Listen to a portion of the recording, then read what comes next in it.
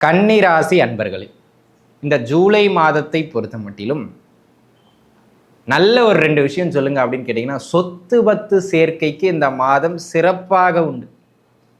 ஏதாவது சொத்து வாங்க போறீங்க, வீடு வாங்க போறீங்க, இடம் வாங்க போறீங்கன்னா தாராளமாக இந்த மாதம் முயற்சிக்கலாம். அதற்கு இந்த மாதம் உங்களுக்கு சிறப்பானதாக அமைகிறது. அதில் எந்த மாற்றமும் இல்லை.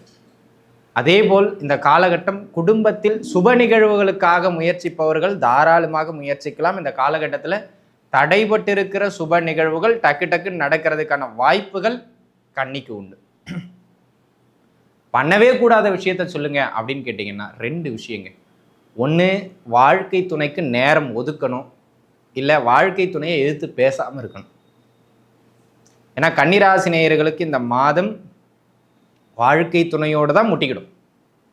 அதில் கொஞ்சம் கவனமாக இருக்குங்க. 2வது, தொழில் செய்கின்றவர்கள் வாடிக்கையாளரிடம் சற்று கடுமையாக பேசாமல் இருக்கணும். பேசினா தொழிலில் பேர் கட்டும். இதில் கன்னி கவனமாக இருக்கணும்.